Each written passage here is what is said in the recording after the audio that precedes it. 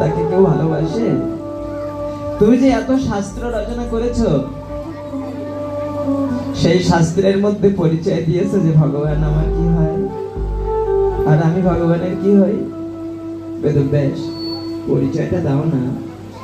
যে সম্বন্ধটা বৃন্দাবনে ছিল, ভগবানকে কেউ কেউ মালিকের মতো করে ভালোবেসেছে, প্রভু জ্ঞানে, যে তুমি প্রভু আর আমি তোমার দাস। কেউ ভালোবেসেছে বন্ধুর মতো করে, যে গোবিন্দ তোমার থেকে প্রিয় বন্ধু আমার জগতে আর কেউ নেই। জগতের সব বন্ধুরা একদিন ছেড়ে চলে যায়, কিন্তু তুমি কোনোদিন ছেড়ে যাবে না আমাকে। কেউ ভালোবেসেছে পুত্রের মতো করে, আবার কেউ ভালোবেসেছে স্বামীর মতো করে। জগৎপতির আসনে বসিয়েছে তাকে। এই যে সম্বন্ধ,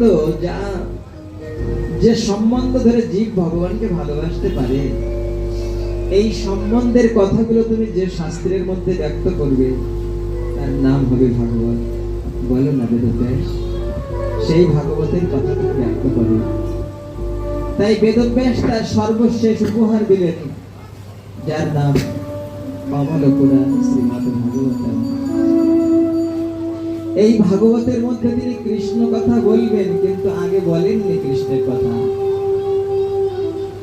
গুরুদেবের কাছে জানতে চাইছেন যে গুরুদেব, আমি এত শাস্ত্র রচনা করে আনন্দ পাচ্ছি না, আর আপনি এত আনন্দ কোথায় পেলেন? সবসময় বিনা বাজিয়ে বাজিয়ে হরি গুণগান কীর্তন করে বেড়াচ্ছেন। দেবর্ষি নারদ বললেন, আমি আনন্দ কোথায় পেয়েছি জানো? এই আনন্দ পেয়েছি ভক্তের বাজারে, সাধু সঙ্গে। কি করে শোনো? আমার আগের জন্মের কথা বলি। আগের জন্মে আমি ছিলাম একটা দাসীর পুত্র। আমার মা পরের বাড়িতে দাসী বৃত্তি করতেন। একদিন কি হয়েছিল জানো? যে বাড়িতে আমার মা দাসী ছিল, ওই বাড়িতে 4 জন সাধু এসেছিলেন চাতুর্মাস্য ব্রত করার জন্য।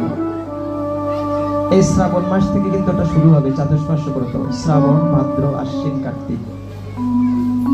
তাই বলছেন, আমার মা যে বাড়িতে দাসী ছিলেন, ওই বাড়িতে কয়জন সাধু এসেছিলেন ব্রত করবেন বলে, ব্রাহ্মণ বৈষ্ণব তারা।